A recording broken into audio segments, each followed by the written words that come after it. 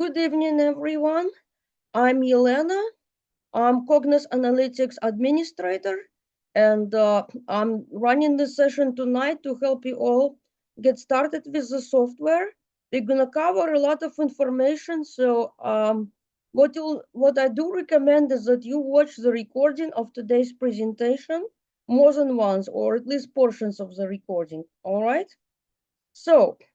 Um, and you're gonna get the slides and the link to recording. All right. So here is the agenda for tonight. We're gonna talk about the interface, Cognos, how to access Cognos Analytics and interface navigation, how to save your work, how to access the preloaded data. We'll talk about the data set versus data module, data preparation in Cognos. We'll talk about the data explorations, different visualizations types in Cognos that you have. And also, I'm going to show you, you have a nice videos playlist that I have created for you. Okay? So we'll get through it. All right? So this is so far I just showed you the agenda of what we're going to do today. Okay? So, first of all, you hear the terminology Cognos Analytics. What is Cognos Analytics? It's a self-service and it has an intuitive web-based interface.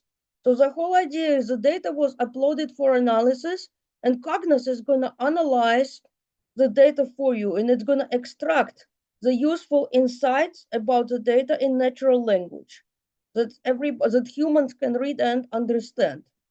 It will support the data exploration and it's done. You just select the visualization type, right? Or it's going to suggest the visualization type based on insights that it learned from your data. And based on the visualizations that you're looking at, it's going to recommend other visualizations, related visualizations that you might be interested in. And you build interactive dashboards and stories. You do that without writing any Java or Python or R code, all right? So it's also possible to see what data is being visualized. In general, Cognos supports reporting, but we're not going to cover reports in this course. For the stories and dashboards, it's going to be covered in the next session. So watch out for that. In about 4 weeks from now, we're going to have another session. All right. So that's the whole point about what Cognos Analytics is. Important. Before I show you how to access, please do not attempt to change Cognons Analytics password. The reason it's the same for everyone, so that me or another guy who's been supporting this course, Oscar, both of us need to be able to log into your account to troubleshoot. If there is an issue, right? I see what I can see from an admin end, but both of us also need to be able to log into your account as you to troubleshoot if there is an issue. And then if you do lose your password, right, it's for some reason, it's not possible to reset without deleting and recreating your profile. So please just leave the password alone. Do not attempt to change it, okay? And then another thing that the environment does not like when people connect to employer network. It depends on your employer setting, but you might not be able to do the assignments from work network, okay? So please try to do it at home. Avoid using the browser a back button because you might lose the work. Remember that you cannot undo the deletion. There is no recycle bin. So if you delete the data set, anything that you created from the data set is going to become permanently invalid. There is no way to restore. If I upload the data under the same name, right? If I copy rather from, if I copy the data again from the team folder under the same name, still, you cannot recover the data, the visualizations once you delete the data that you used as a source, all right? So please, as I said, use your personal laptop. Always save your work. Work on assignments early, and please close all open files before you log out. And I'll show you that always make sure to save your work, right?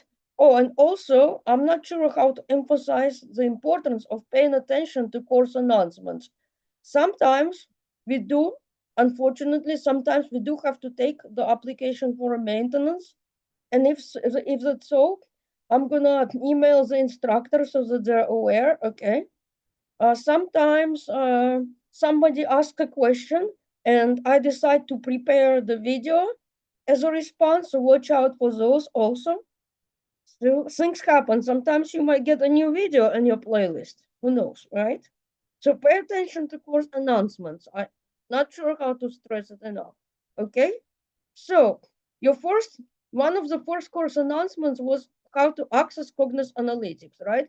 So what do is you go to your classroom, right? And I do have a spreadsheet that I sent another guy who supports the questions. I have the whole spreadsheet with usernames, right? So here it is. I'm logged in.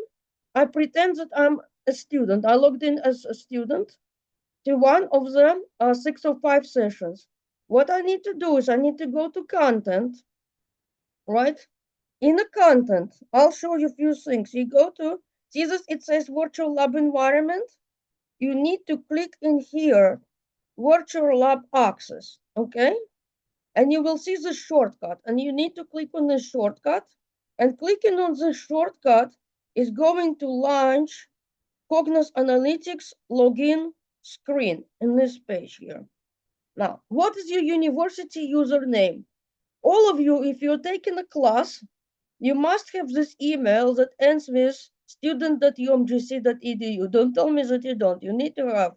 I did not when I was a student, but now all students, if you're enrolled in a course, you must have this email that ends with student.umgc.edu. The first part of the email is going to be your username that you use to access Cognos, all right? It's slightly different for the faculty, but for the student, it's this part of the email. Password, everybody's password is welcome. Okay, so how do you remember this? Take the word welcome, capitalize the first letter. Then password must contain a number. The easiest way to do that was this.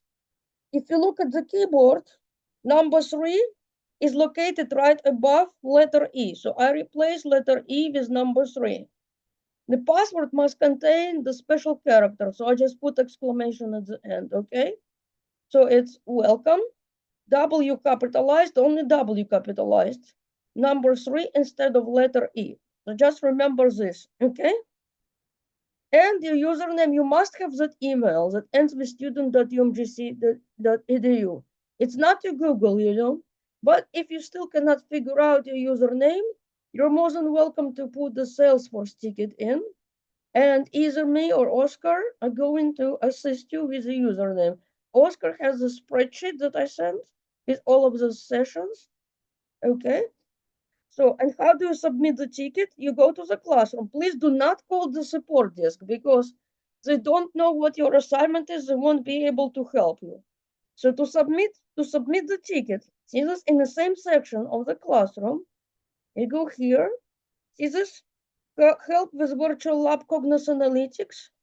Here are the instructions, but when you submit the case, it's very important, extremely important.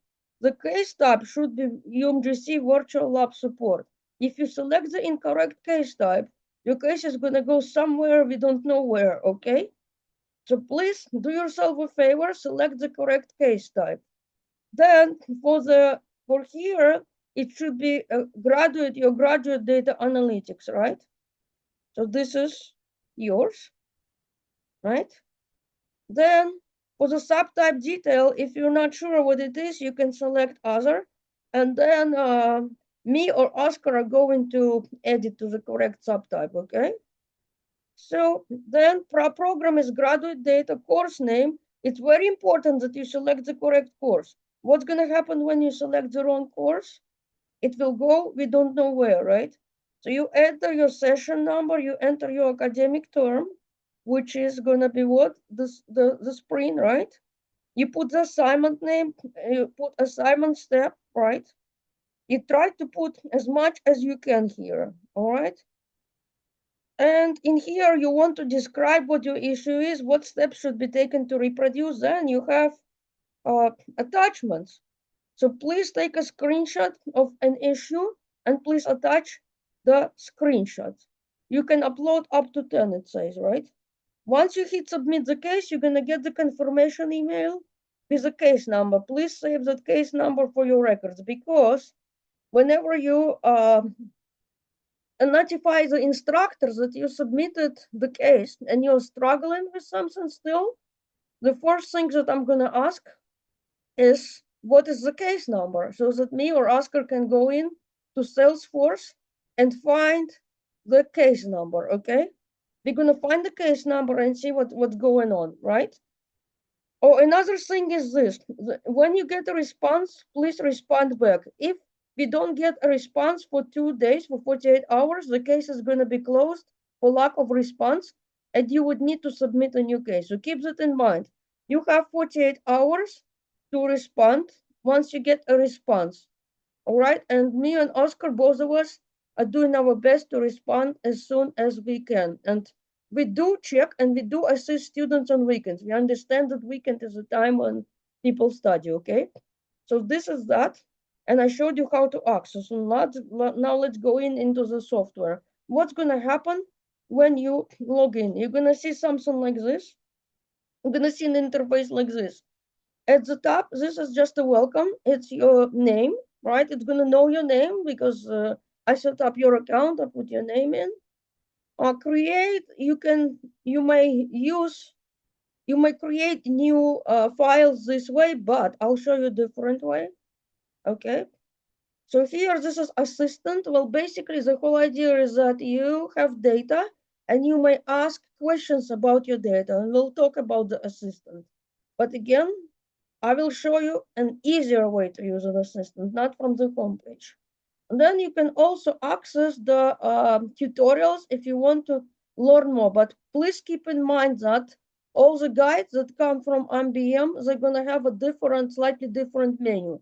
Because when I configured your permissions, I only turned on what we use in this course. For example, we're not using Python notebooks. I didn't turn it on. We're not doing report. I didn't turn it on. And then I had to take away some of the permissions that could destroy the environment, okay? And I'll tell you exactly what I took away. Okay, so see this, so here, what you're looking at here, this is a content area. Here, recent is what you had recently opened. I cleared out my reasons for this session so that when you log into your account, you're not gonna have any reasons, right? My content, well, I have here the files that I'm going to use for today's demonstration, okay? Team content, those are pre-installed files, the files that were installed when Cognons Analytics was set up. And there are also a couple folders that I added for you. The first, this is very important folder, is data for the assignments. So how is it organized? I'm gonna click in here. Inside here, I see 3 subfolders, all right? In the first subfolder here, you click here, you're gonna see the data for the quiz, all right? So how do you use the data from the shared folder? You cannot use the data directly. You cannot create exploration from this data directly. You need to copy the data into my content. So see, this is the part that I took away. I took away the option to create exploration and to create dashboard from data that is located in the team content. So that way everybody is forced to copy data to my content. When students try to work on data from team content directly, Cognons Analytics was crushed and there was nothing that could be done to restore. So from last fall on, everybody needs to do this. You need to copy this. See this? So you go to this is the folder. This is where I'm currently in the team content. I need to select copy to, and what do? I select my content. This is my area, only for me, and I'm gonna select copy, okay? So this is how you do it, all right? So now if I go to my content, I'm going to see the data that I just copied. For your first assignment, you're asked to create the exploration straight from the data without data module, right? What you're gonna do again? You're gonna go here. This is the easy way to do it. The easiest way is, here is my data, right? I know what I want to do. I'm gonna click here and I'm just gonna do create exploration, okay? And I'm gonna talk about the explorations later tonight. But you can create the data exploration straight from the data set, right? Or you can create a data module. I'm gonna be using the data module approach and I'll explain you why, okay? But anyway, to create the exploration or to create anything, it's very important. You must copy the data to my content, okay? If you do look at the manuals, you may see those options on data in a shared area, but I took them away because I don't want people breaking the system anymore. See, it's like several people are trying to access the same file. It was creating problems. So it's that option is gone, and you're forced, right? Before I also required copying to my content, but people ignored the instructions. So it had to be forced and figured it out how to force it, okay? Well, those are just the samples that you might look at. You know, you're not gonna submit this for your grade, but it's just something, if you totally have no idea of what visualizations you can use, right? And another folder here, if you go back, how do you go back? Oh, see this? You go back like this. This is a walkthrough data, the data that I'm going to use today. If you want to follow along any of the videos, or if you want to just follow along this presentation, right? This is the data. You will need to copy this data to my content, okay? How do I log in? I just showed how to log in. Right? It's in the classroom. You go to the classroom. See this? Virtual lab access. You click on a shortcut to launch Cognons Analytics. Cognons Analytics will launch. Then you need to go back and you enter your username, which is first part of your student email, and this is a password. Okay? W uppercase 3 welcome and exclamation. So you're gonna have the slides, okay? You will have the slides. So that's just the interface, and also you've got this this menu here. You can, if you want to, you can create exploration like this. See this new and select an exploration here. You can do it, but the problem is if you do it this way, you will have to specify the data source, right? You cannot use the data source directly in the team content. You would have to go to my content and find the data that you want to use. I'm gonna click cancel. See, I do not like this way. I like it straight. Straight click on this action menu and create exploration. This is my preferred way, okay? But everyone is different, okay?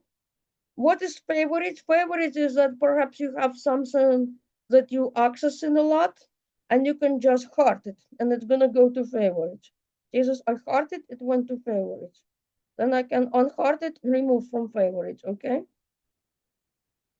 Now, let's go back to the slides.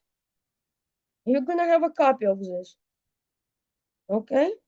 So now, this is just the menu, right? You may use this menu, but again, this is not my preferred way because I like it straight. I know what data I'm using and I'm just gonna click straight on that data. That's me, okay? All right, so, okay. Yes, it's okay to work from favorites, but here's the thing, as long as you favorited your file data, as long as the favorite points to the data in the my content, please do not try to work on anything that points to the team content.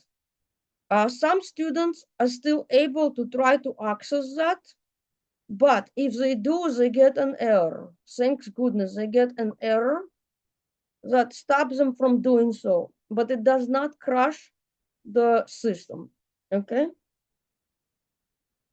So this is just more on the content, right? I went over different areas, but what you could also do is when you're in my content, you can create folders and subfolders if you want to get more organized, okay? And you may also, you have here list view and a tile view. I like the tile view, but again, what you like could be different from what I prefer, okay? Then you can sort it and you can filter. As the semester goes on, you're gonna have more files. So you can search for the file, or you can also filter by when the file was modified. All right. So this is just the interface. Okay. This is how to access the preloaded data. So for your next assignment, you will see this here in the team content, right? Data for assignments. So here, this will be next one. This is the data that you're gonna use for the next 3 assignments, right? Then for the last 3 weeks of the course, and we're gonna have another session before that. For the last 3 weeks, you're gonna have a choice, okay? You can choose any of these for the last 3 weeks, okay? So let's go back to here.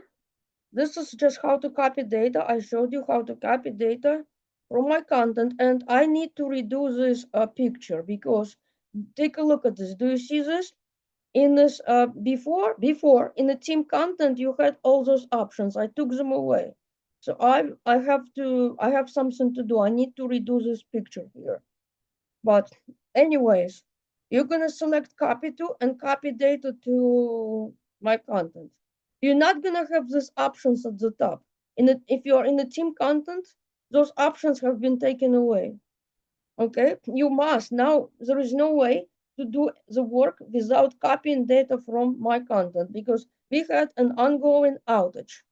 Okay, so it's fixed. So now this is the data that I'm gonna use today. The data stores the customer information, such as country, state, right, and income.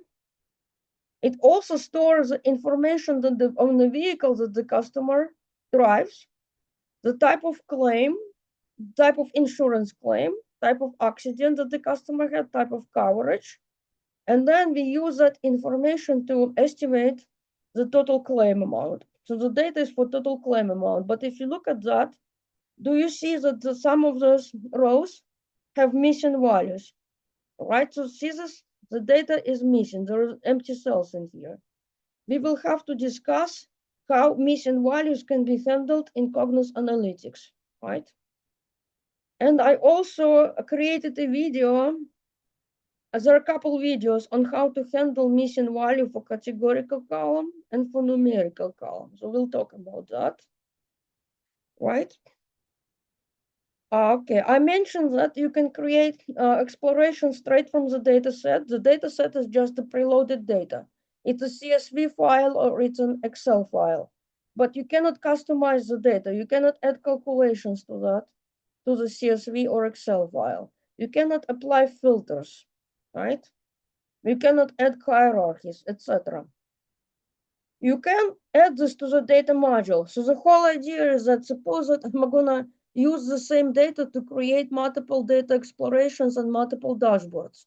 And I need a calculation, but I don't want to create a calculation each time I create a new dashboard. I want to define this calculation once. How do we do that? We have to create a data module and add all calculations there. So each time when I want to create new explorations or new dashboards from the same data source, I will already have my calculations. I don't need to redefine them. I don't need to redefine my hierarchy. I don't need to redefine my filters, etc. I want to handle my missing values once in a data module, right? Or perhaps I want to define a filter. I want to maybe hide certain columns. Like for example, if the data has social security column, I want to hide it from end users, right? Something like that. Or perhaps there could be columns that I want to be able to use as part of the calculation in the data module, but I don't want it to be visible to my end user, right? So things like that. When you have some calculations that you need to do, and you want those calculations to be reusable across all dashboards that you create, all the explorations, then you need to define this in the data module. If you define the calculation in data exploration, it won't be available anywhere else outside the data exploration, okay? And you can also preview the data directly. And then in general, it is possible to combine multiple data sources. We're not going to do that, but just know it is possible to combine multiple data sources in a data module. Okay. Now, next thing is that how do we create a data module? Again, you need to make sure that the data is located in where? My content. So I'm going to click here on claims and weather, and I'm just going to select what? Create data module. There we go. Did I need to specify the data source? No. Why is that? It's because I selected this option straight from the context menu. Okay. Now what? What do I see in here?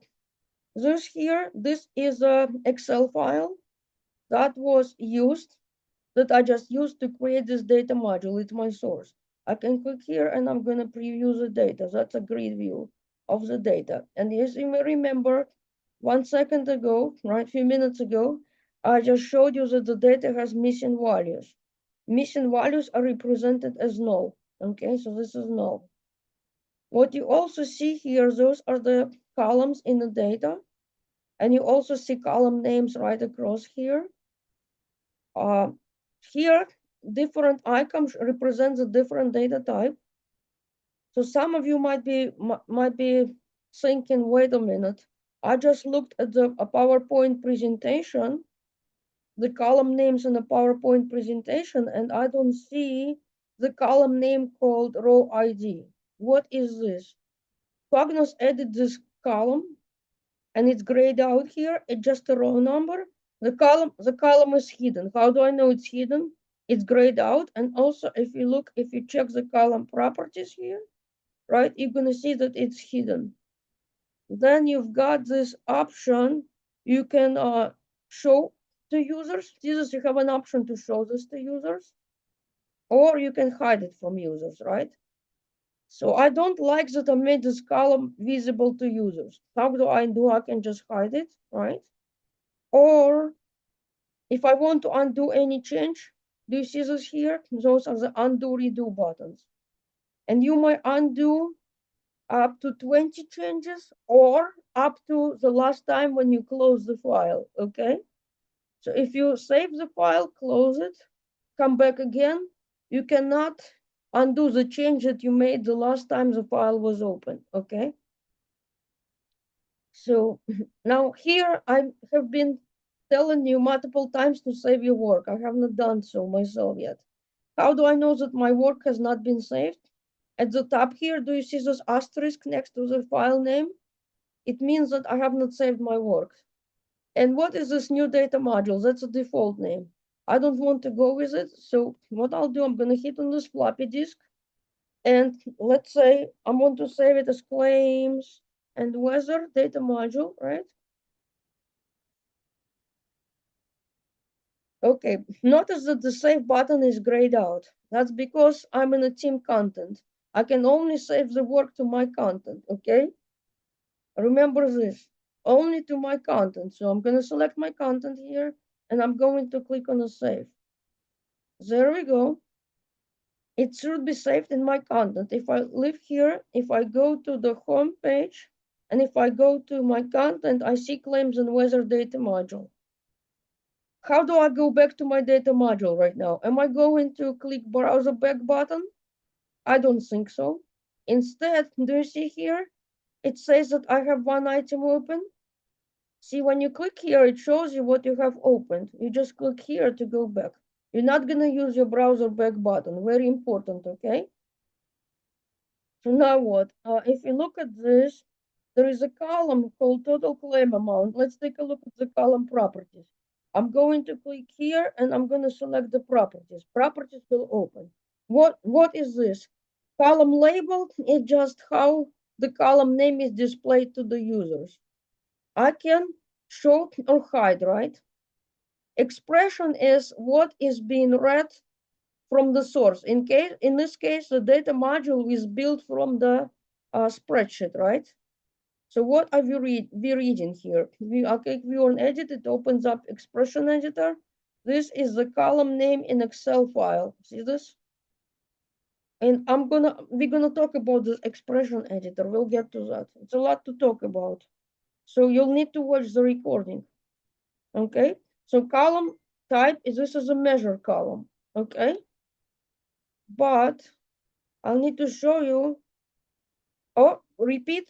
What do you want me to repeat?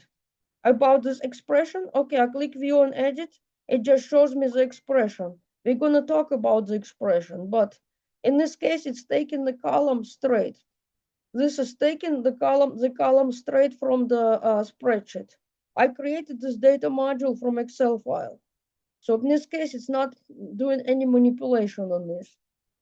Okay, so this is the column usage measure. Well, this column is used for the summaries. Like we're summarizing, but when we summarize the total claim amount, I'm not interested in summarizing overall total claim amount. So if I want to look at the total claim amount by the state, I don't want to look at the sum of all claim amounts in the state. So I want to look at the average. I'm going to make this change in here, right? And I'm going to make this change once in the data module.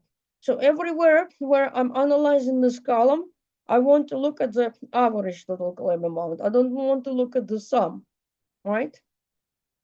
So important, you ask something about the aggregation type in your quiz, available aggregation type, right? So just no different aggregation types here. You can look at the average, you can look at the total, you can look at the minimum, you can look at the maximum. But more often, I want to look at the average total claim amount. So I just made this change and I made this change and I did not save it. So I see this asterisk here. I'm going to hit the floppy here to save. Okay. Oh, when I scroll down, it just showing me you can add optional description. You can add screen tip. Screen tip is what's being displayed if you put your mouse hover over the column. Okay. And you've got some advanced. Don't worry about these properties. This is just the source. See this? It's pulling this column straight from the it's pulling this column straight from the data source, right? But if you look at the other columns that have missing values, like a vehicle class, for example, right?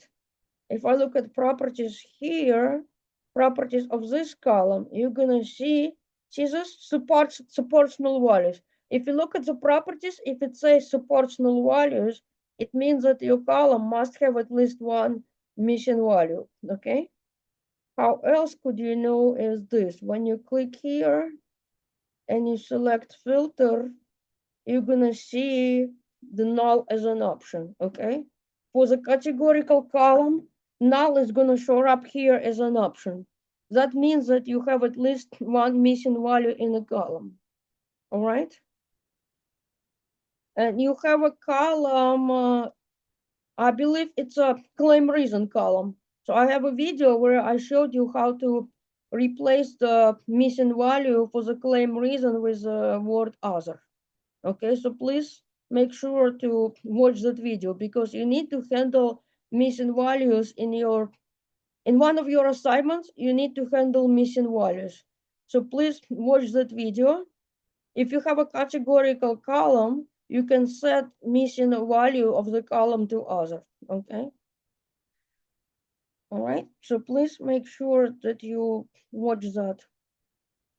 So now we're gonna go to some of the data preparation. Right. So this is just the end module interface. I showed you how to save already, right? I showed you some column properties and I spelled them out for you in here. What is data preparation? You can add filters, you can hide certain columns, you can edit properties that I just showed you, you handle missing values. Well, you can filter in rows with missing values. This is what I'm going to do. I've noticed that a lot of rows that are missing effective to date are also missing data in a lot of other columns. So what we'll do is we're gonna filter the rows with missing effective to date. Handling outliers, adding calculation, creating data groups, and navigation paths, okay? Well, remember that for some Cognons analytics, it may prepare data for some of the visualizations, but not for all, okay? So you have to prepare data for the decision trees, spiral visualizations. You need to handle missing values, all right? Or you may get the results that you're not expecting. Another thing is that if your data has more than 10,000 records, it's gonna do a random sample of 10,000 records when you're doing visualizations, okay?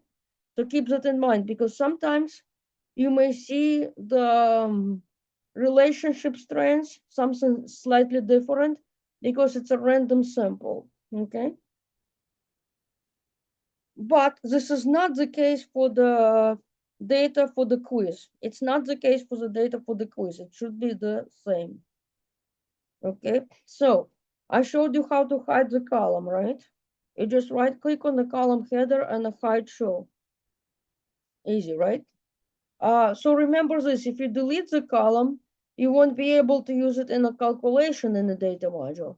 When you hide the column, you can still use it in a calculation, but the end user is not gonna see the column. So that's the difference between delete and hide, okay? Adding filter. Filter specifies the condition that must be met for the row to stay in the data. To define the filter, we need to build the expression. And expression returns a value, right? You can use, for the expression, you use operators and you use the functions. The filter can be defined in the whole table or on one column. You may also create multiple filters, and there are two filter types. Embedded filter is a filter that gets applied immediately. So if I don't want to have to do anything with the rows that do not have effective to date, right? I'm just gonna go ahead and add the embedded filter to get rid of the rows that don't have effective to date. There is also selectable filter. Like for example, suppose that in a lot of my visualizations, I want to look at specific claim types and specific vehicle type, right? I can define the selectable filter in the data module and then just apply the filter as needed. So that way I don't have to redefine my filter 1,000 times, okay? You defined it once in the data module and you use it as needed, okay? But let's create an embedded filter here and I spelled out the steps here. I want the filter, I want to make sure that my effective to date is not missing, right? So how do we do that? I have to go in here and see this is a spreadsheet that was used to create this file. I can go here and I can do manage filters. See this? Those are the properties of the overall data source, right? And I'm on the filter, but instead of select columns, I want to select the expression editor, right? And now I'm gonna click on add filter. This is the expression editor. So what do I see here? On the left-hand side, those are my columns in the data, right? So as I mentioned, I want effective to date is not missing. So what I do, I just drag and drop effective to date. I drag and drop the column here. Why do I drag and drop? Well, I want to make sure that I spell it right. Now, what else do we have? We have operators in here, right? Those are the operators. In this case, I need to select the operator not missing, right? So I need to find the operator and just drag and drop. I can do it this way, okay? Effective to that is not missing. Am I done? No. So here it defines, it gives me the information on my operator in here. But before you do anything else, you need to validate. You need to make sure that expression is valid. Okay? Guys, account creations, I created all accounts and I sent an email to your teacher, including the instructions on how to access. All accounts have been created. Everything. The reason you did not have it when the course started, because I had to wait. I have to wait for the registration to stop. Then it is only one, it is Yelena creating accounts for 6 sessions, and we have like 30 students in a session. I created everything. I did a lot of work last weekend because it's manual. So please, please, please, please, after this session, after this session, please make sure that you can log in. Okay, please do it after this session and make sure that you see the folders in the team content because it's an additional setting, okay? Now, this is something very important in here, right here. I don't want you to crash your account. So look, I put this effective to date is not missing. That's my expression. Now, what you need to do here is you need to validate. You want to make sure the expression does not have a syntax error. Extremely important. I don't know how to emphasize this because the students crashed their account in the past because they saved the data module with invalid formulas. So always, it does not matter even if it's very small, something small. Please get into a habit of validating. And if you don't see this green check mark, please do not save it. If you don't know how to fix it, please just close out. But please do not save the expression unless it's valid. But I'm not done yet here. Let me put something descriptive. Is not missing. Okay, there we go. And what am I going to do? I'm going to click OK here to actually save the filter and apply. If I go back here, you can see that now a lot of rows with missing values are gone because they were missing effective to date. This is it, right? I took care. The filter was applied immediately and there are no more rows with missing values. Okay? All right. So, and guys, again, I'm not sure how to emphasize it, and I was a student also. Please, please, please make sure that you do read course announcements, okay? There were 2 announcements over the weekend. First announcement was that your accounts are ready. Second announcement was on this session. Students who pay attention to course announcements win, always, okay? The key to success is announcements. Okay, now, so what did we do? We created the filter. Do you see this funnel here? It's a filter. And I can always edit my filter. How do I go back to edit my filter? I go here and I need to I need to see the properties, right? It's in here, properties. And in the properties, I have this tab here, filters. See this? I can view or edit this filter that I just created, okay? It's that. Now, suppose that I want to create a different filter. If I know that I'm going to be, this is a selectable filter. I know that I'm going to be looking at the personal policy type for small vehicles, right? And I don't want this to apply immediately. I want this to apply as I choose. So now I'm going to do it differently. I click here, and instead I'm going to select this filter right here. All right? So, and now what field am I going to use? It's a personal. See, policy type contains personal. So I have to take this, and where is my policy type? Let's take a look at this. I need to find it. If I don't see it, I can go here and I can search, okay? Policy type, drag and drop, right? Okay.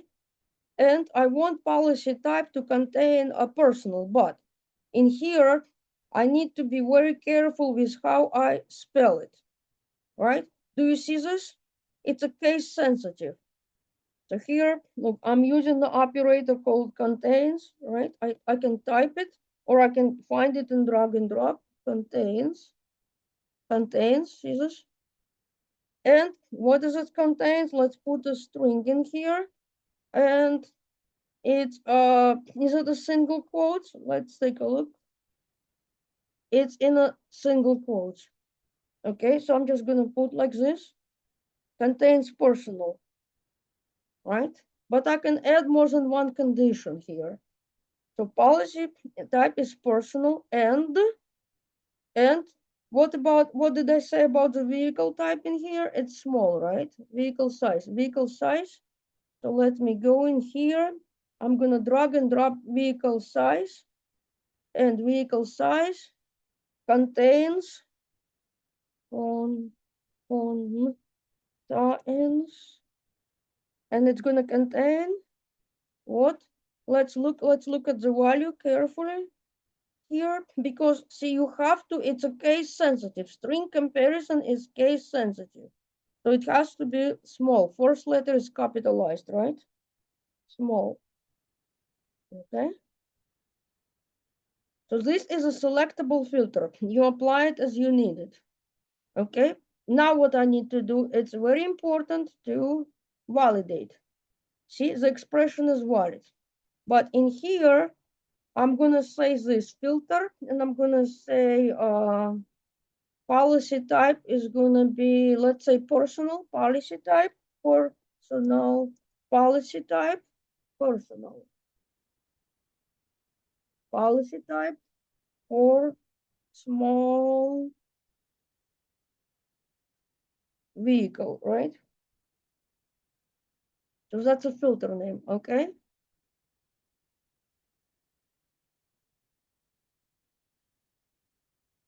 Yes, thank you. Misspelled personal in a filter, yes. Okay, thank you, yes. Yes. And this one is correct. Okay, yes, I misspelled this one. But well, you know, anyways, it's personal. But F was, it had F here as to indicate that it's a filter. So I'm just gonna throw it back in, okay? I'm just throw it back in because F indicates that it's filter. Because when I define this filter, it's gonna show under the columns names, okay? So now let's go ahead and save this. Well, see this when I define this, it's gonna show in here. So it helps to have letter F in here to just indicate that it's a filter, but you also see the funnel. But when I go back to the policy type, right? When I go back, you see that this filter was not applied. Why it was not applied? Because I created the selectable filter. So whenever I want this filter to be applied, I will just specify it on the visualization. I just drag and drop the filter to visualization, right? But if I want to edit filter, I just click on edit and I can always edit my expression, right? But see, if you look at the policy type, it contains other values other than personal. Again, it is because it's a selectable filter. It's a filter that does not apply immediately, okay? Policy type. Yep. So if I select this column, do you see this? I see corporate. It's because, again, the filter is selectable, okay?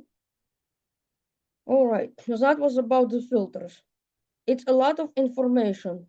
But again, please don't be upset that the session is 2 hours because the face-to-face classes are 3 hours long. If you take something hybrid or face-to-face, they're 3 hours long. So, okay, so that's the filters. On this one is, oh, I'm gonna show you how to do it, but that's not something that I would really do. If the income is missing, in this example, we are setting it to the overall column average, but I would not do it because it's gonna skew your data. But I'm just showing you for the sake of how to use expressions, right? So you know that income column has some missing values. So what I'm gonna do is I'm gonna find my income column in here, right? But in general, don't do this, okay? Face-to-face, yes, there are some face-to-face classes, yeah. Oh yes, they're hybrid. Some courses I offered in a hybrid, but we don't have face-to-face, but it was my decision to help you guys with Cognons. We have 2 sessions, okay? Okay, so, and they're long, I know, but I mean, that was the best way to help you. That's what I was thinking. I was thinking of different options, but I think the best way to help you is to have these sessions and address most of the stuff, you know. Okay, so this is income. I'm gonna click on properties here, go to properties. Okay, so as you may remember that there is something called the expression. Expression is how the column is being read from the source. So the source in this case was the Excel file, right? So I'm gonna go here, view and edit. And what I want to do here, I want to say that if expression is missing, if income is missing, that I'm gonna set it to the column average, right? So obviously I'm calling for construct here. And I'm gonna drag and drop if then in here. If, what is the condition here? The condition is this, income is missing, and see I copy and paste. If income is missing, then I want to do an average, but if income is not missing, I want to keep it as is, right? If it's missing, what I'll do is I'll just say here, average, average, okay? And for the average, I'm gonna put income, and I'll delete this here, okay? Now what I need to do, very important, you need to validate to make sure it's valid, because if you made the syntax errors, your data module will become invalid, okay? And then everything, all visualizations will be invalid also, all right? So now, what else do you need to do? Okay, there is something called prettify here. We're just gonna do a nice indentation. This is just cosmetics for, easier to read, etc., right? I'm not changing it. I'm not gonna change the column label, but I just changed the column, how the column is read, okay? Okay, there we go. I only changed the column expression. And do you see this? In reality, I probably want to do the rounding, okay? Okay. Well, you keep trying, but you also need to, what you need to do is, you can look up the syntax, okay? You need to try the syntax. Well, here in this case, I already played around with this and I already tried it, okay? Yes, there is a format. You have to, what you need to do is, scissors, you go to view and edit, and if you, scissors I, and it's gonna explain to you. Like if I click on the I, it's gonna show me the information for the if, all right? But if you want to see some examples of specific functions, please put the ticket in, and I will see what we can do, okay? Because sometimes, like if suppose that you want to learn how to use ifs and else, and this documentation is not helpful enough, then I can create a video and add the video to the library, if that's the case, okay? But you have an example on if then else, okay? So now let's close this out. Okay, so that was the filter, all right? Yeah, so I mean that was the expression. I edited it, but you're not gonna do this in reality because you're gonna skew the data. There are only like few rows that are missing income. What you could probably do, if you could write the programming code, you could probably check, because the same customer could submit more than one claim. You could check if there was another claim submitted by the same customer and the income is there. right? If the customer income is in another claim, perhaps you could do it that way. See, so you have to think out of the box in your papers or presentation. Okay. All right. Hit the floppy. If I keep forgetting to save, then students will forget to save also. So I better not. Okay. So calculation is an expression. Okay, we can use a value for existing column, and calculation creates a new column. Like, like as a simple example here, I have a column called annual premium, right? Monthly premium, sorry, monthly premium. And so if I want to create another column called annual premium, what I'll do, I'll just do here, create a calculation, and I like to use an editor. So I'm just gonna do here monthly premium times 12, right? And I'm gonna call it annual premium, right? Annual premium. There we go, right? Now, always validate. It does not matter. I'm gonna validate it. Or here you can also do the preview of the results. So see this? You have monthly and you have annual, right? So calculations could be date calculations, they could be string calculations, etc. It's not possible to show all of the functions in today's session, or we're gonna be here until tomorrow morning, okay? Click OK. What did it do? It added another column, and always adds this to the front, okay? Just know it added it to the front. Maybe you can move around, but maybe I'll have to check. But it always adds. Oh, take a look at that. Yeah, you can change order. See, you can change column order just by drag and drop in here. Okay. All right. Let's save that. Okay. So next thing, that's a calculation. Remember? And you have the editor, and I showed you the functions tab, right? Okay. And this was embedded calculation. Why is it embedded calculation? It's because I have a value stored for each row. Okay. You see this? But suppose that I want to, for some reason, I want to store somebody's average income, right? I want to store average income just as a calculation, but here I don't want to store the value with each row. Then you can create something called the standalone calculation. So just click over here. I create the calculation, and in my case, I want average, right? And average what? I want to take the overall average income. Here, I would rather not type the column name myself. I would rather find it here and do it like this, okay? Now, what is this? Well, this is the, look here. This is a spreadsheet here that was used to create this data module. And this is the name of the tab inside the spreadsheet. Okay, so the original file that was uploaded, original data file, has a tab, and the tab is called this. This is a tab name. And then it's .income. See, so that's why I would rather drag and drop the column name in here, because I don't want to type it wrong, okay? So this is a calculation. So let's go ahead and let's do the validate. It's valid. I can also preview if I want to.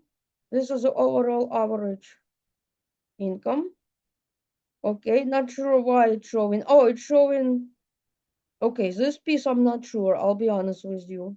Maybe just showing the first row, but this calculation is not going to be stored with every row. Okay, so let's do this here. I'm just going to put average. Okay. And I like to keep the C because that way we will know that it's a calculated column. I like this one. Okay. Okay, so let's just do what this.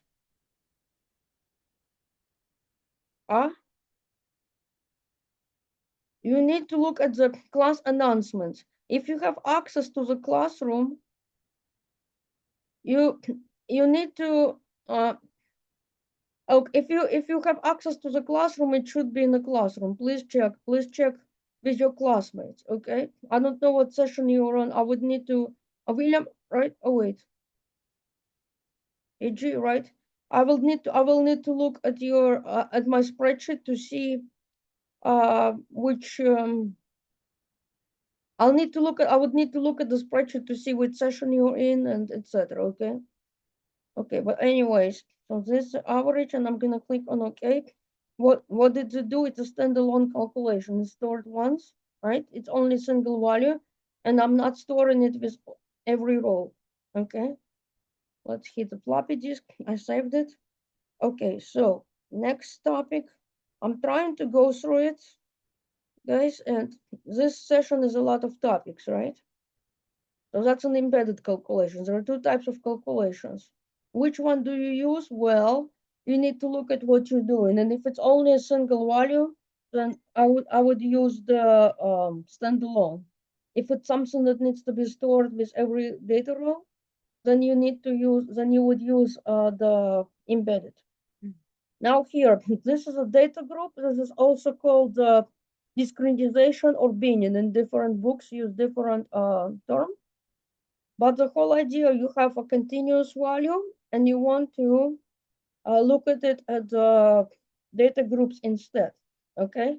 Well, maybe I have another example. I have a different example. So when you take in this course, your assignments are graded and you're gonna get things like 95, 80, 70, 88. You're gonna get the numeric grade on your assignment. But at the end of the class, when the grade goes to the system, what goes is the letter grade. So here, this is an example of a binning. 90% to 100 is going to be an A. 80 to 89.9999 is a B, right? Etc. So this is an example of the binning, right? So here, when you do the binning for numeric column, the default is a 5 bins. Okay, and you may edit the number of group and the group boundaries and group names. You may edit it. Okay, so and if you edit the number of groups, the boundaries will be updated. In this slide, I used the number of policies column as an example. So I just go here and I click here and I'm just gonna do create the data group, okay?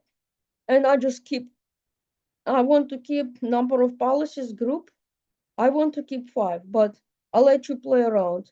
See, those are the labels, and you can change the labels of the groups. Okay, you can change it.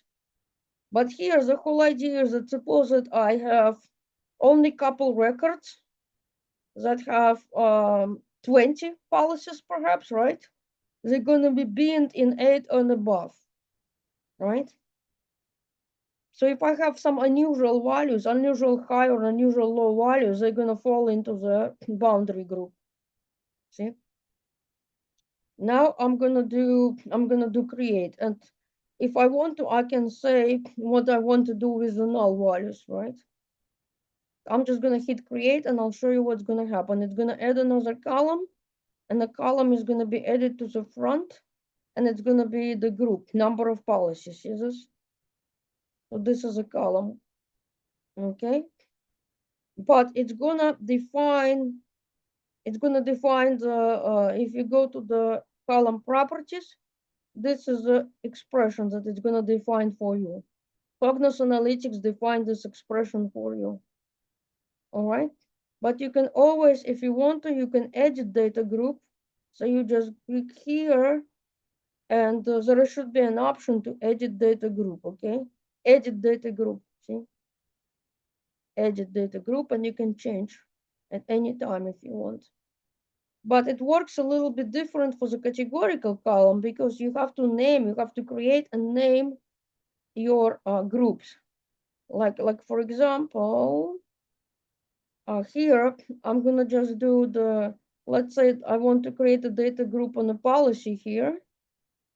I'm just gonna do create data group. And suppose that I want to group all corporates into one group.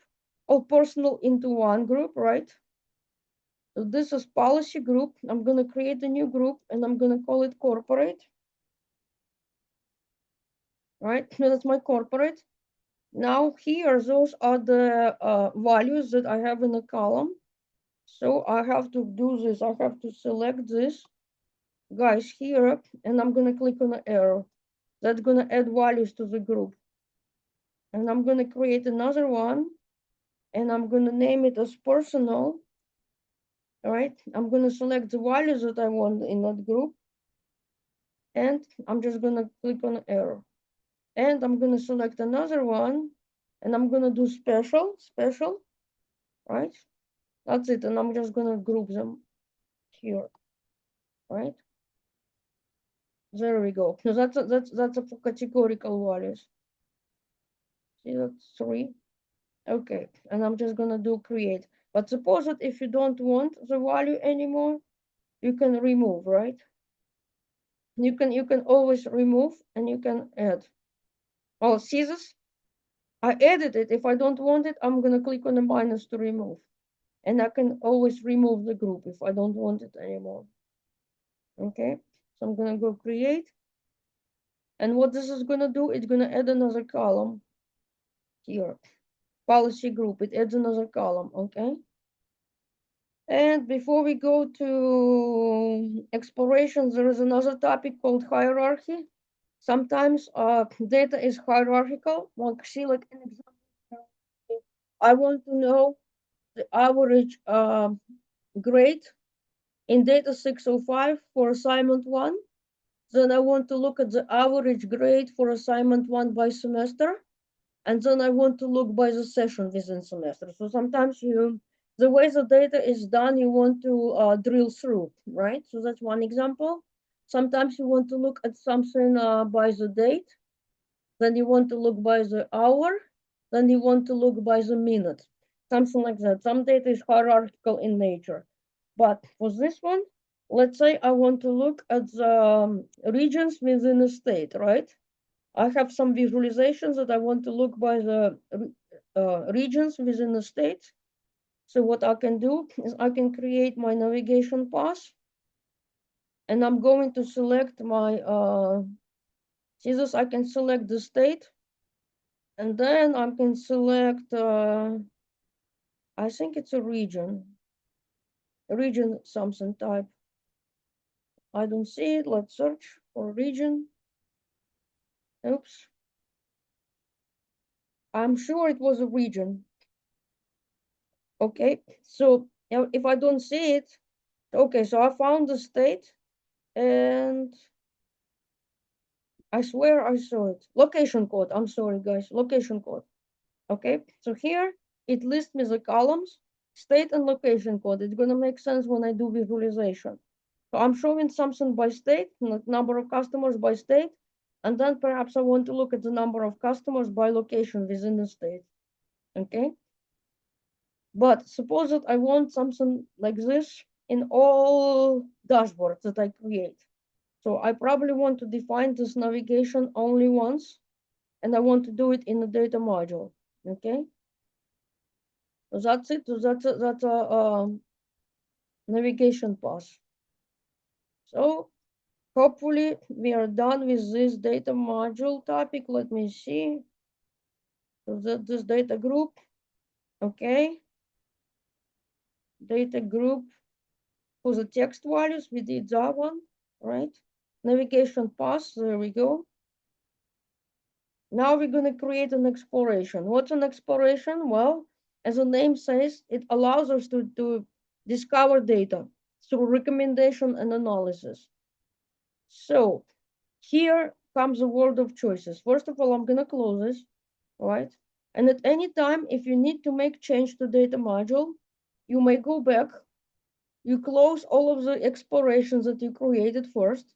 Then you go back to your data module, and you're just going to do edit data module, okay? At any time, if you need to go back to change something, you just edit data module, okay? Now I'm going to create the text exploration. Of course, you can go to the menu and select new exploration, but I would rather do it this way. This is my data module. I know what I want to use as a data source, and I'm just gonna go create exploration, okay? And remember, it's possible here because I'm in my content. I'm not doing anything in the team content, okay? Create exploration, and here we come. What is this? Select starting point. Remember that when the data was uploaded, Cognons analyzed my data, and based on that, it's kind of like figured out what I might be interested in. I know that for this specific data, I'm going to be looking at the total claim amount, okay? So I just select total claim amount in here. What is this here? Well, this is a relationship diagram. Each column is represented as a pin here. So in the center, this is a total claim amount column. It shows in a darker pin. The rest of the pins are other columns that have a relationship to total claim amount, and relationship strength is at least 10%. So if relationship strength is under 10%, they're going to be omitted. Then you hover over this line and you can see the relationship strength. And do you see this? The thicker the line, the stronger is the relationship here. So in this case, it's a 67%, right, between the total claim amount and location code. So you may want to take a note because this is going to be important. Location code is a very important column here, okay? Then you can look at the other ones. Annual premium, 35%, okay? Monthly premium, those are 35%. Or you can also tweak, like for example, you can exclude anything under 20%, etc. You can slide this. In this case here, I show only the primary relationships, right? The relationship between the column itself and other columns, but I don't show the relationship among other columns. What you could do is you could go to the edit diagram and you can show the secondary relationship. So that's gonna show, see this, like relationship between marital status and income, etc. See? So this will show the secondary relationship in addition to the primary. So uncheck it. Take a look what it here. It's going to show you the suggested visualizations. In this case, right now, it shows me total claim amount. I might be interested in that. So well, let's actually add this visualization. And let's add this one also. Okay, I'm gonna add this one.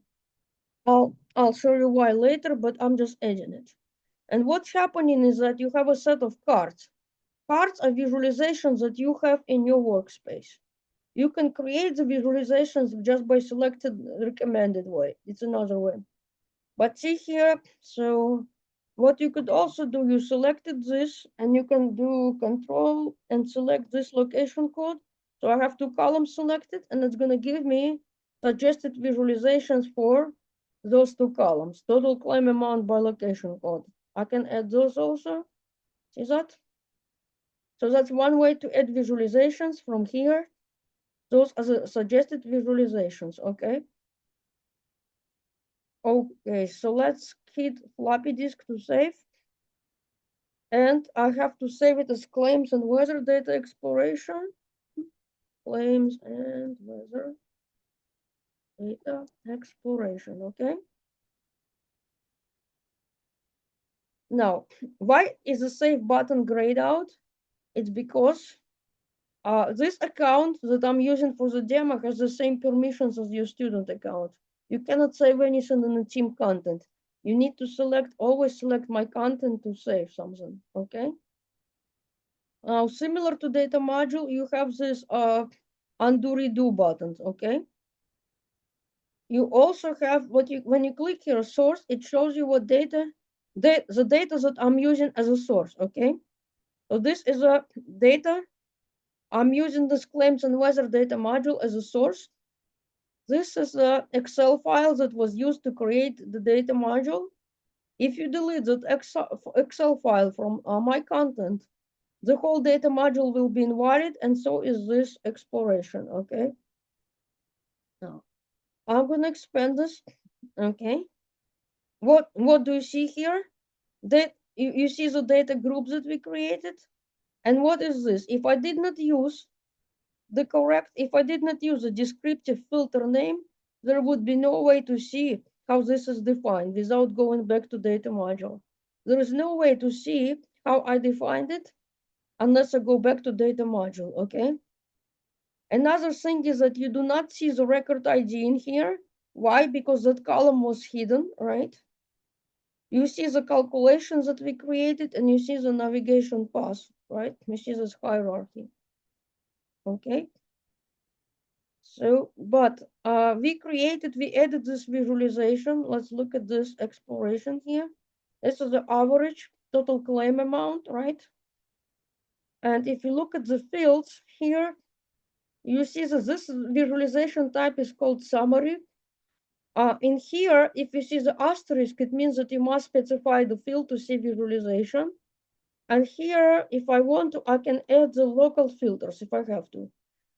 All right, so this is a good example to show how to use the selectable filter. So if I drag and drop this filter here, it's going to show, well, in this case, it's a no value because I need to double check my spelling, etc. But in general, what I wanted to show you is this. Let's remove it. You define the filter and you can use it. You can use the selectable filter each time you want to in visualizations.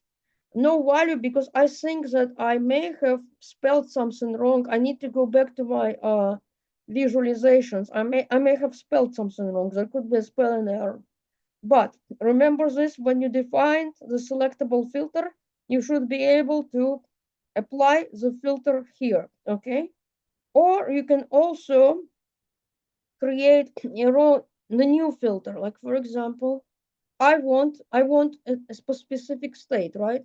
I have a quiz question, and the quiz question asks me what is total claim average total claim amount for the state of if the state is Iowa or Kansas. So this is my quiz question. How am I gonna answer this quiz question? I'm gonna drag and drop the state here, right? And the question is, what is the average total claim amount if the state is Iowa or Kansas? I'm just going to go here and I'm going to select these two states. Done. And this is my answer for the quiz question, right? Something like that. You have a quiz question like this, okay? Now also you can remove the filter, right? Another way is this. So here it's going to show you the data that is being visualized, right? And those are the columns. So what you could do, if the quiz question asks you, what is the average total claim amount for Iowa or Kansas, you can go in here and you can filter in here, right? You can go here, do filter. You can select Iowa, Kansas, click OK, and answer the quiz question, okay? Something like that. But keep in mind that the filter can have multiple conditions. So that suppose that I say that what is the average total claim amount if the state is Iowa and Kansas and the coverage is basic. So this is a quiz question. So I'm gonna check. So for the state, I already what selected the correct two values, right? Iowa and Kansas. Now what I need to do, I also have to select the coverage, and I'm gonna go to filter here, and I'm gonna select basic, and I'm gonna click on OK, and then I'm gonna look at the number and answer my quiz question, okay?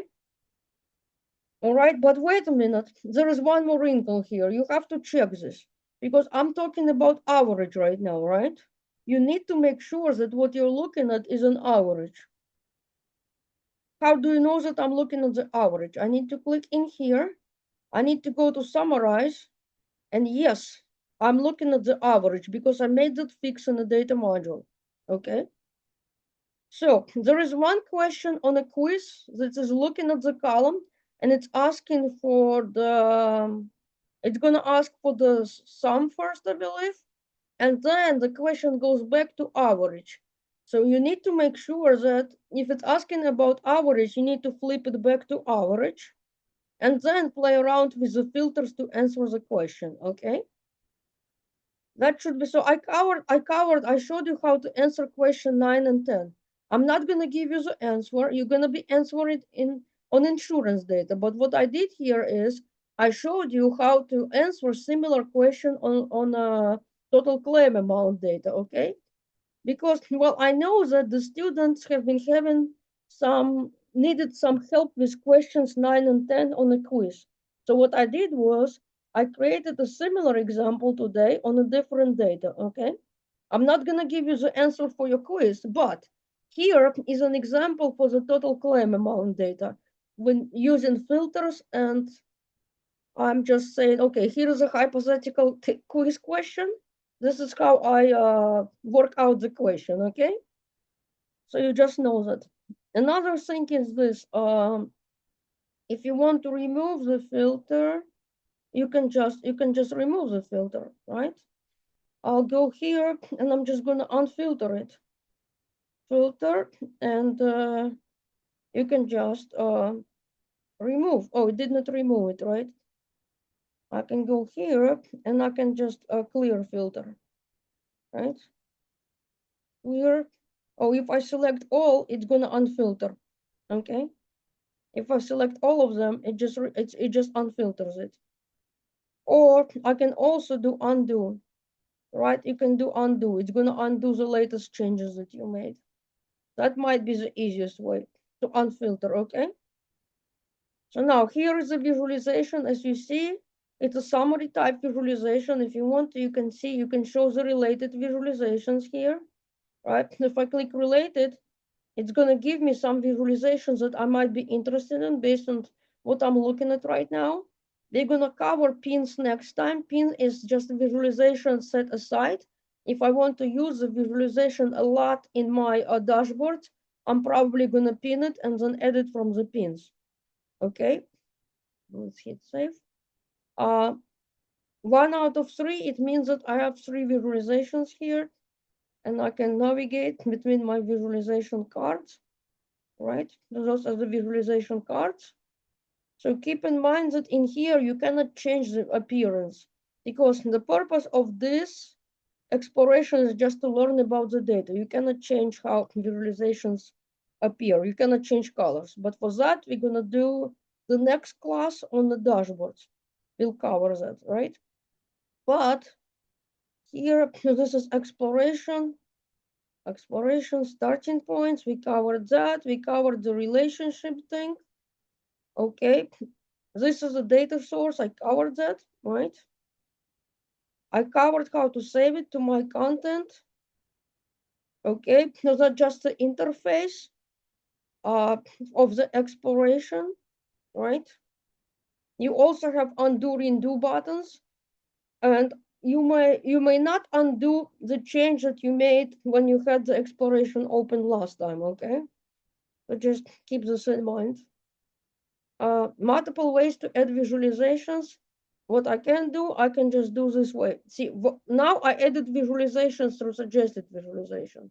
I can just go create. I'm gonna add the new card. Then I'm gonna click on a choose type. And in this case, just to kill 2 birds in 1 stone, I'm gonna select the spiral, okay?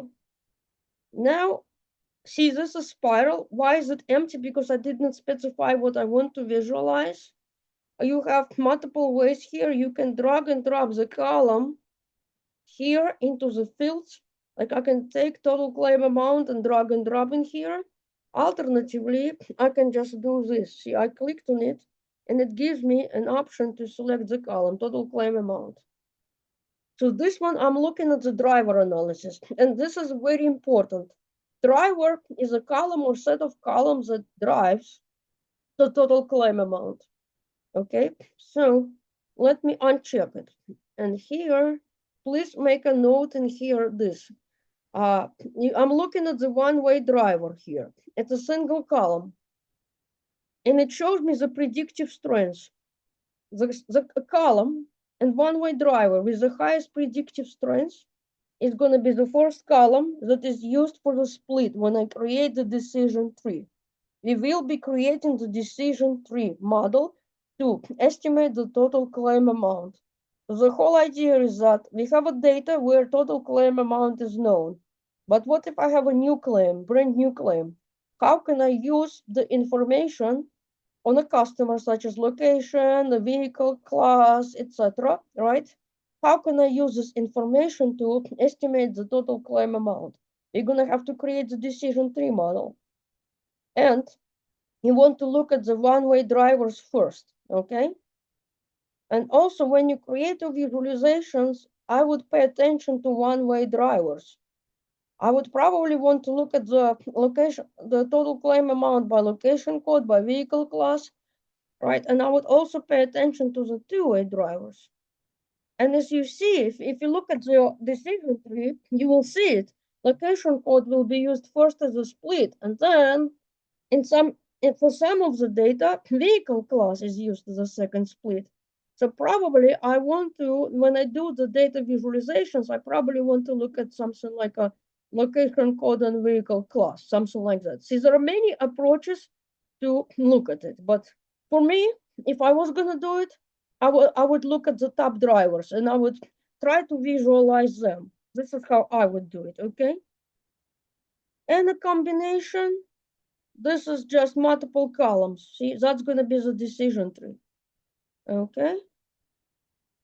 Okay. So, I mean, as I mentioned, even if you're working, if 100 people work on the same data, the people, we see the work differently. Okay. So here, this is the spiral visualization. There is another visualization here, which is the driver analysis. I look at it as spiral visualization sliced. Okay. Each driver here is represented as a circle. The larger the diameter, the more data it applies to. If you click on this, it's going to show you the suggested visualization for that specific driver or combination of drivers. All right. So you could add those visualizations to your exploration here. You can just click add to add, right? But to be honest with you, I'm interested in this one, in the decision tree. And I'm going to briefly cover the decision tree today, but we're going to have a more detailed coverage on decision tree next class, okay? So I'm going to add this, okay? And I'm going to go to my decision tree right now. In this case, I'm doing the decision tree for the total claim amount, and it's a numeric column. And usually when I cover decision tree, what I do is I need to select the full screen mode. So bear with me, full screen. Otherwise, it's very difficult for people to see the rules on what I'm showing on my screen. Okay. So here's a decision tree, right? It's basically the hierarchy. It can be collapsed and it can be expanded. I'm going to collapse it. And I have several videos on decision trees, okay?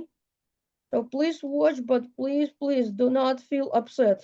This topic needs to be watched more than once. It's a little bit more advanced, but you'll need to do it, okay? So here, this node over here on the left, it represents all data, and this is a number of records. Notice that I have under 10,000. If I had more than 10,000 records, it would select the random sample for me, okay? And it's giving me the average total claim amount for the entire data. The node color code, relative color code, shade rather, right? It's gonna represent the total claim amount. The darker, the higher. So here, and I also see the percentage of data to which it applies. Now, suppose that my location is rural, I select this node and I'm done. This node cannot be expanded anymore. If you see like a bold line under the node, it means it can be expanded. In this case, it's not. And it shows me here the total number of rows to which this rule applies. So the rule is if location code is rural, the average total claim amount is $109, so 110 if you round it, okay? So that's what it's doing here. Suppose my location is suburban. If you hover over this node, you can see that this applies to most of the data, right? So I have over than 5,000 records that fall under this node, and this is the average total claim amount. However, the decision tree algorithm believes that we can do better. We can gain more information by looking at additional column besides location. So if location is suburban, the algorithm believes that we can find better results. We can do more accurate estimate if we can look at additional column besides the location. So I'm gonna click here. Next column, it's looking at the vehicle class, right? So I'm gonna be looking at the vehicle class. Suppose that my vehicle class is a two-door, so let's hover this. Oops. And it keeps on expanding. It means that my model believes that I can do even better. It's an information gain. More information can be gained. Okay, I have not reached the 36 nodes. My tree doesn't have 36 nodes, right, yet? No. Then when I click, another important thing is that I have more than 50 records that fall under each node, right? So yes, let's make this expansion, coverage type. It adds value to the prediction, right? It adds information gain. Okay, and suppose that the coverage is premium, so I've got 4% of data. See this, I highlight, I click here, right? And I can read my rules just by traversing. If location code is suburban, vehicle class is a two-door or four-door, coverage type is premium, highlight, this is the average total claim amount in this case, right? And I see the percentage of data to which the rule applies. Now remember is that if the rules is not common, it does not necessarily mean that it's not important. It's important, but maybe it would have helped to have a little bit more data for it, right? Basic, here it expands more, and you can keep going, right? You hover and it shows you the percentage of data to which the rule applies and average total claim amount. So whenever you have a new record, you're gonna see where does it new data match better. And then based on that, you're gonna estimate the total claim amount. You're gonna traverse the tree from left to right. But here, so decision tree visualization shows rule. You have another visualization in here, sunburst. So I collapsed it just to show you. Sunburst visualization shows the percentage of data to which the rule applies. So here, this is all data. I know that locations are the first column that's used for splitting the tree is the local location code, right? So I have my suburban, rural, and urban. See this? I highlight, it shows me the average total claim amount and percentage of data to which this rule will apply, okay? Okay. Oh, yeah, right. Yeah, right. I can't stop laughing. Using this tree to answer the question, yeah. Nope, there are no quiz. There are no quiz answers here. I wish there were. Oops, why is it resizing now? Okay, anyway, so just remember this. You have multiple ways to see the trees, okay? You have multiple ways to see the tree rules. You have the rules in English, okay? So see this is the predicted value, this is the predicted, and those are the rules written in English language for you, right? You have the tree diagram that visualizes the rules themselves, and the sunburst is a percentage of data to which the rule applies. So see this, if location is suburban, do you see this underline? So it means I can click, right? So this is the percentage of luxury cars within this location, within suburban location, okay? So see this? It's showing you the percentage and it's showing you the average total claim amount. See? I know it's only 3% of data, but it doesn't mean again that the rule is not important. Maybe in your paper you would want to look at the dominant rules, probably, but you do still need to mention that that you do have some cars in that are luxury, right? So perhaps if you were going to do another study, you would probably collect more data on luxury cars and analyze those. So you have to have something like in your conclusion, you need to specify some limitations, if you will, right? Something like that. You would need to, if I was writing this paper, I would have mentioned that in the future studies, I probably want to collect more data on the luxury cars and run the analysis specifically to learn more about the luxury cars. Okay, then maybe I might need more data on rural cars, because somehow, see, this is rural. Somehow I cannot look at it further. I have only 19%, but somehow I cannot use my other columns to give me more insight on this. See? So does it necessarily mean if I'm in rural location, does it necessarily mean that I should expect $110 average total claim amount? Well, I would probably want to have a way to dig it in further, okay? So here I see a little limitation of this model. Why can't I look at it further for the rural, see? So, and I'm gonna cover more in the next class. I'll also show you the decision tree when you're predicting the categorical column, okay? Like here, you're predicting the total claim amount, which is a number. I'll show you how to work with labels, the categorical columns in the next class, okay? But those are just different ways to add visualizations. And you can also use the assistant. I have a video on assistant. But here, the way I recommend that you use an assistant is that I would suggest that you are in the data exploration, because then, see this, I do new card. And then I go to my assistant, right? Some reason, okay, this is the assistant, right? If I use this guy inside the exploration, it already knows what data I want to use as a source. See this? It already selected this claims and weather data. It's already selected this one as a data source. This claim and weather data module. It already knows. I don't need to specify the source, because see, I had students. I had students who who attempted to use the data from the team content here, and they got errors because you cannot do this.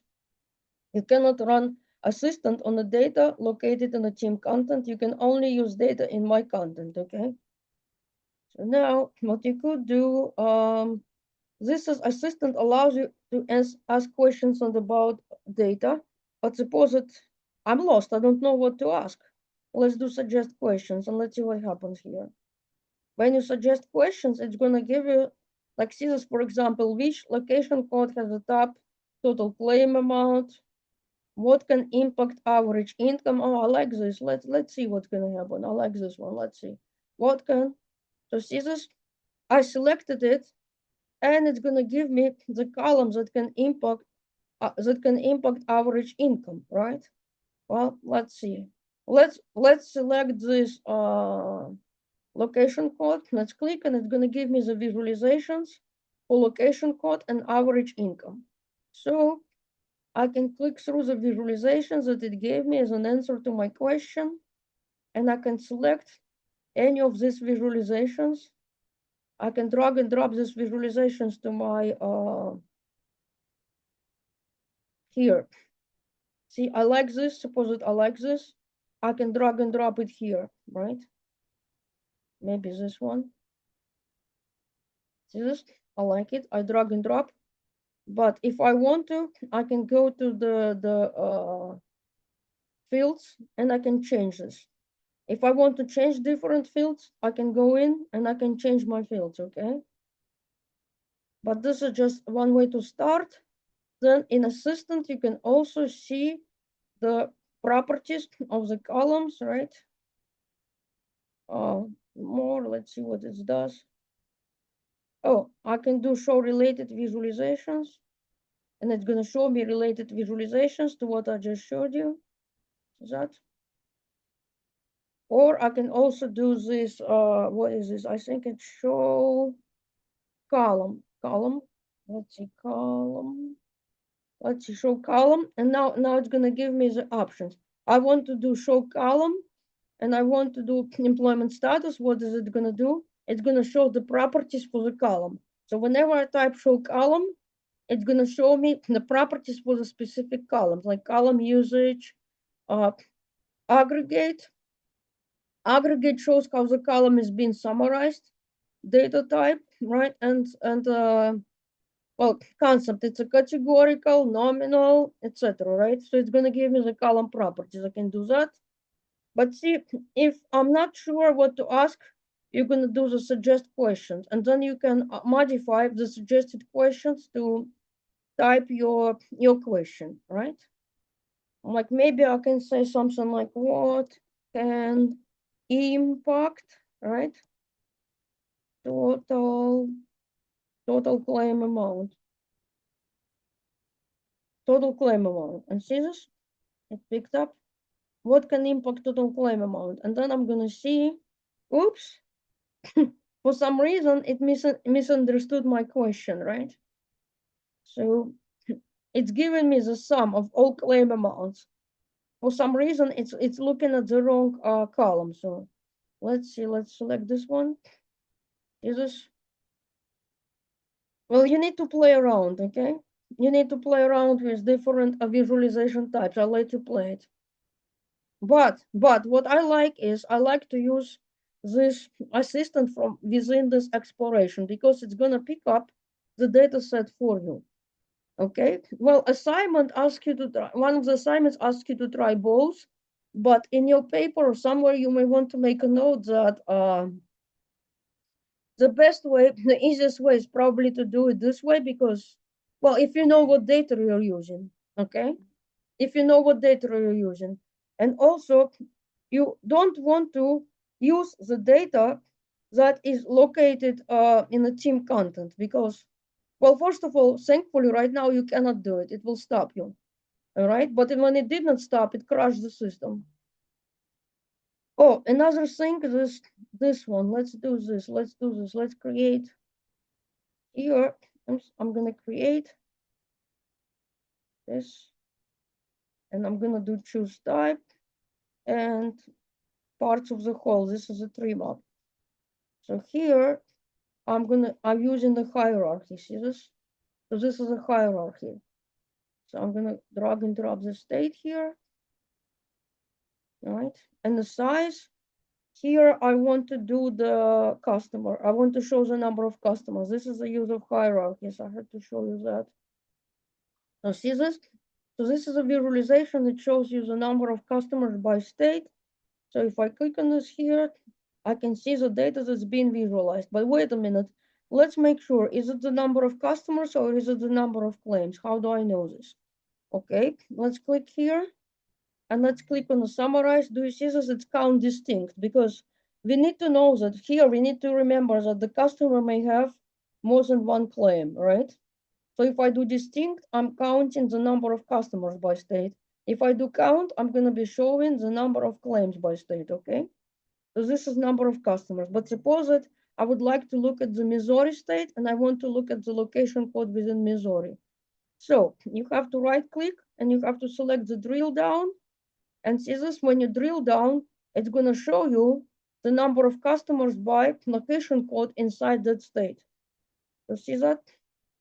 This is a data being visualized. It shows me that I'm looking at the state Missouri, number of customers for each location code and the location codes, okay?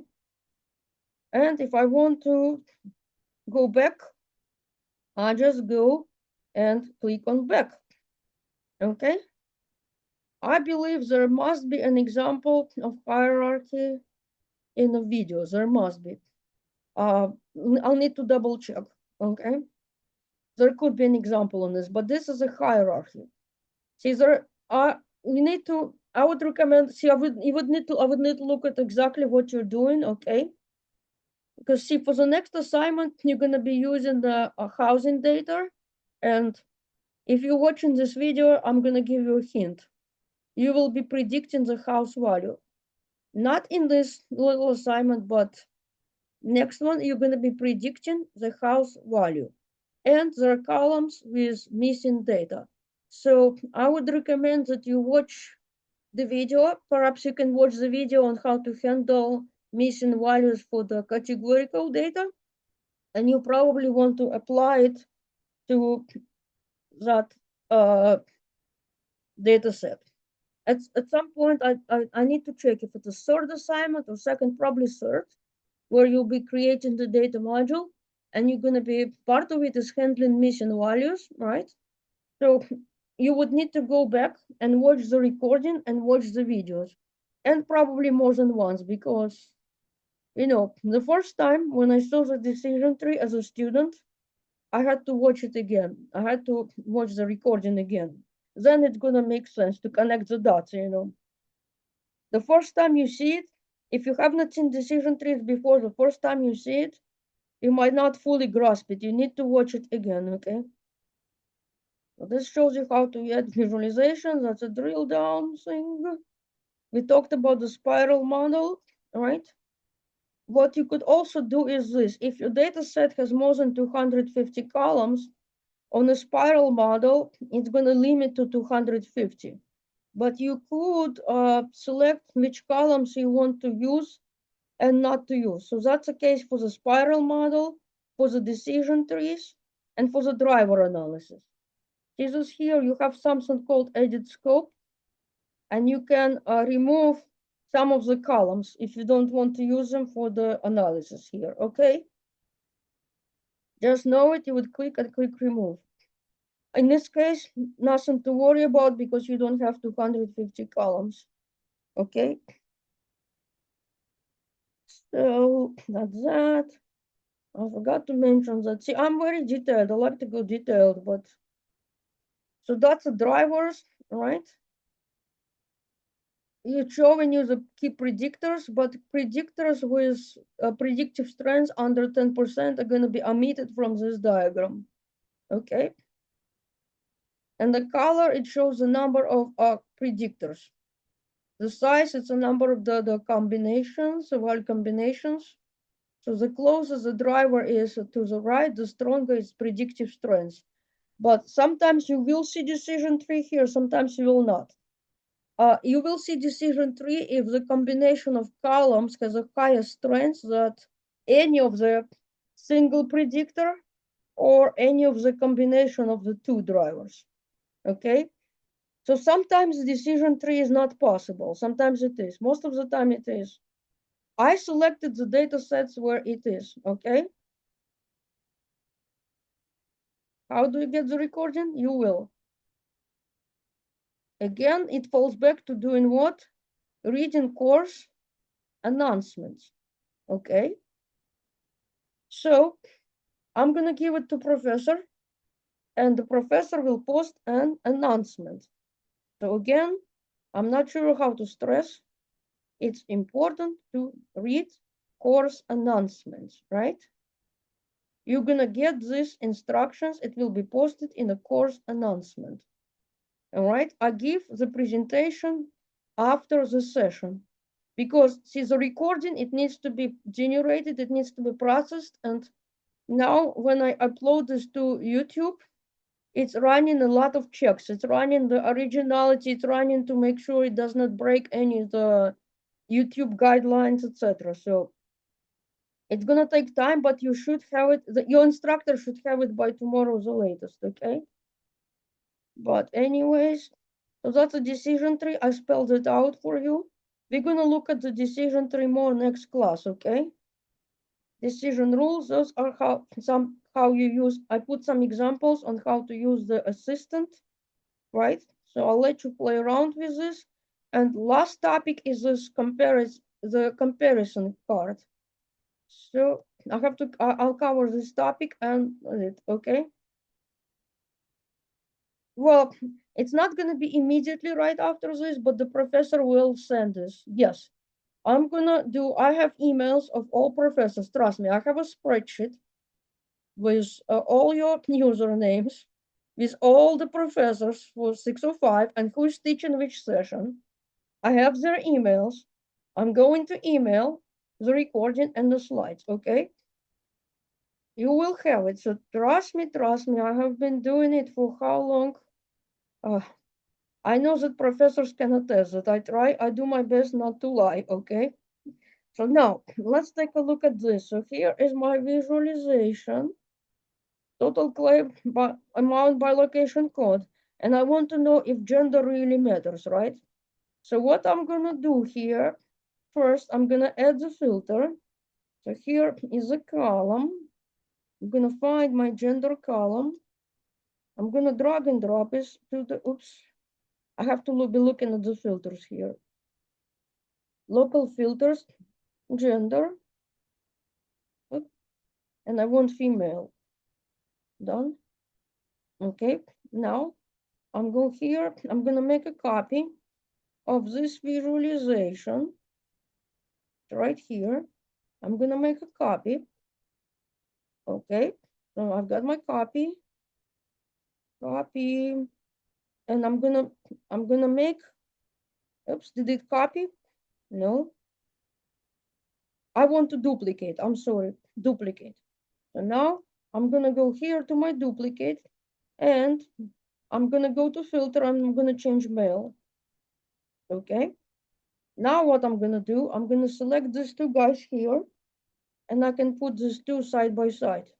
I go here, and I just go to compare. So this is just one way to look at the two visualizations side by side, right? So I can look at it, I see the minimum and the maximum. See, one of them, this one column, chart B is for the male, and this chart is for the female. And I just want to know if average claim amount is different by gender, see? So it's just this functionality comparison card, okay? So I see the minimum, the maximum, and the average total claim amount for males and females, okay? So I can look at it side by side, and see this, as I select, it just highlights in both charts here. And I can look at the insights. You saw that little number in visualizations, those are insights. I can look at that also if I want, okay? I can look at the, some of these, some visualizations have analytics, some do not, okay? Some do, some do not. And here I can turn on the insights. Oh, see this is nice. If I turn on the insights, I can see more information here, see? The predictive strengths and etc. See? Meaningful difference, one found. So see, I can look at this. See, it's gonna show you. Oh, wait, it's showing me that for the urban location, there is a difference in the average total claim amount. See? So that it's a lot. If I was showing you more, we could sit here forever. Okay, so I guess that. Oh, and also, please bookmark this in your browser. There is a playlist for this course. I put a lot of videos that you may find helpful, all right? Well, sometimes it's hard to look through the whole recording to find a certain topic. So for some of the topics that I found students need most, I put a separate video, okay? So you have this option. Okay, so do we have questions, guys? All accounts should be ready, as I said, and when you log in, I need you to check, oops, to make sure that you see this here. So let's close this out. Let's see. When you log in, please do me a favor, make sure you see these folders here. If you do not, then you need to put a ticket, and it's my fault. I need to add you, there is a permission that I need to add to your account. It's a separate. Okay, I do it. I do my best to make sure I don't miss anybody, but things happen, right?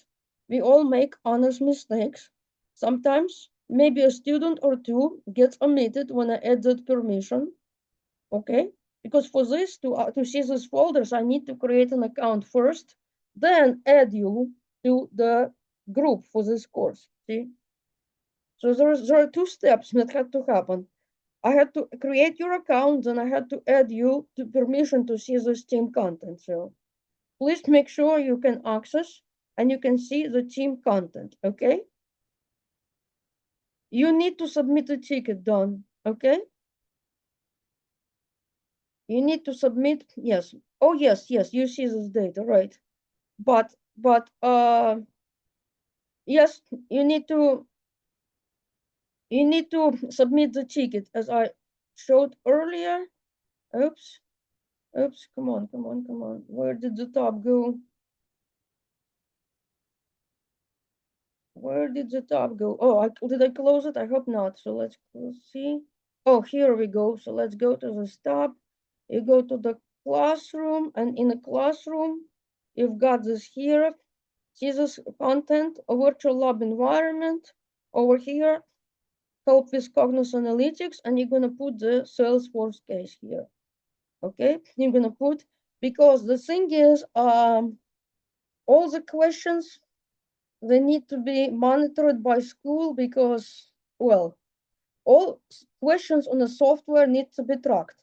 So that way, if somebody else has the same issue, it's documented. The solutions need to be documented in the Salesforce. And also, well, the university needs to know. They needs to know that, okay, on this date, somebody needed help with this and the TAs assisted. It also shows, well, it is hard to explain, but just say it this way. All technical assistance needs to be documented in the Salesforce, okay? But this is important. You have to select UMGC Virtual Lab support. Well, okay. Well, this is the way the university wants, but years ago, many years ago, TAs were assigned to the course session and TAs were interacting with students in the classroom.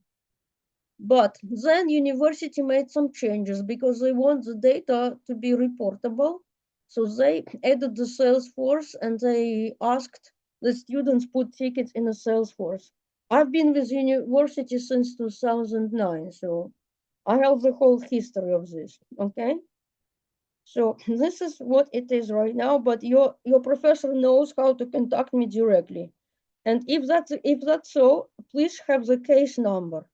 Okay, because what's happening in the Salesforce end is that there are a lot of cases that are submitted each day, and some cases are for advising, for the financial aid, etc. If the student does not follow the instructions here, right over here, it's important step, the case is going to go to different location. But if you do have a case number, I might be able to, me or Oscar, we might be able to find it. Sometimes maybe by your name, sometimes maybe if you have a case number, valid case number, I can go to Salesforce and I can search by that case and find the case. So please, when you report something to instructor, you need to have the case number ready. Give your professor the case number, then the professor will contact me and give me the case number. See, because I have to have that number, because how else can I know, see? It should be documented in a single place. So if perhaps I assisted you, and then if it's a day when I'm not available, just an example, Oscar is, then Oscar will open the case and he will see what we worked on and will pick up from there. So see, it has to be documented. Otherwise, how are we gonna know? Then also, it also your way to document that you have been working on assignment, because then I'm gonna come back if there is an issue that requires further escalation. I'm gonna tell your instructor that you have been working on assignment, right? You have been actively working on assignment. There is an issue that is beyond your control, and I'm going to ask your professor that if it's possible to give you more time on assignment. So see, it's your way. You are helping yourself when you're submitting cases. You have it documented that you reached out for help, right? So, like, if you're asking the professor for more time on assignment, the first thing your professor is going to ask, have you reached out for technical assistance? Have you reported the problem with your account? Have you done this and this? And you want to do it, you want to make sure that you can look in as soon as possible. Please do not wait until next end of next week, okay? We want to resolve the problem as soon as possible. Do not wait, okay? After this session or after you watch this recording, please try accessing your account, okay? And please do not call UMGC help desk. They won't be able to assist you. Only me and Oscar can assist you, okay?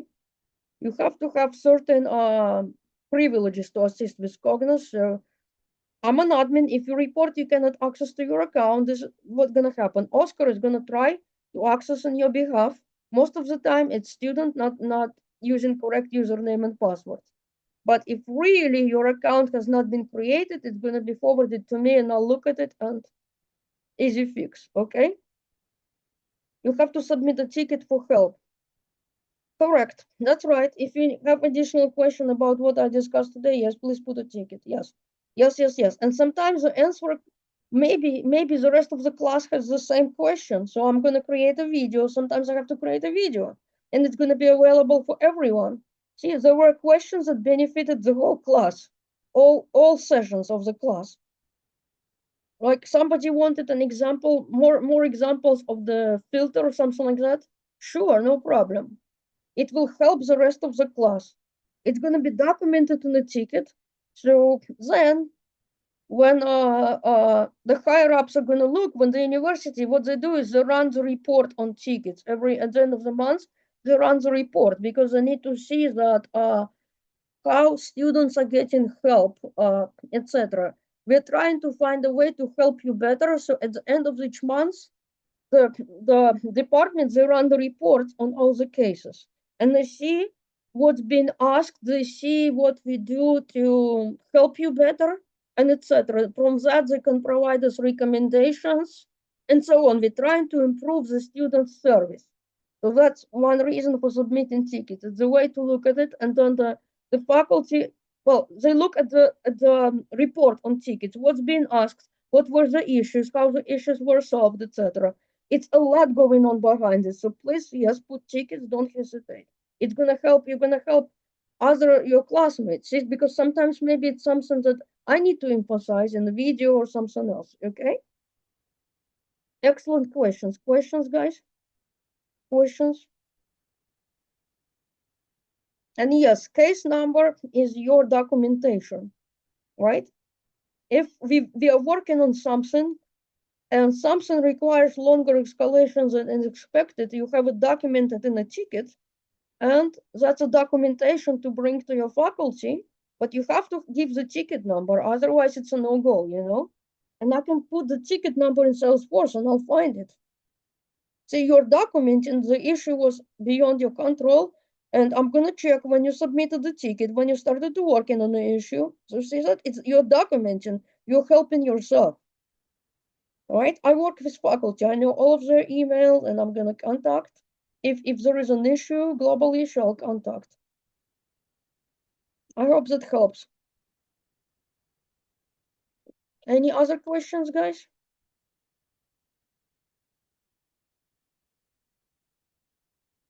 Anything you want me to cover?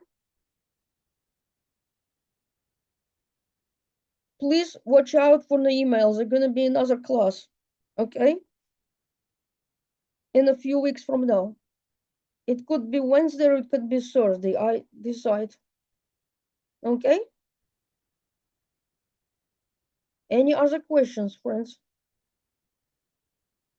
So what we'll do is I'm gonna end the session and I'm gonna send the recording to the faculty when it's ready. First of all, it's gonna take time for it to process. The system takes time to process, okay? So I'm gonna end this. I'm gonna stop this recording. Trying to see. Okay, oops. Boom. Something is going on. Oh.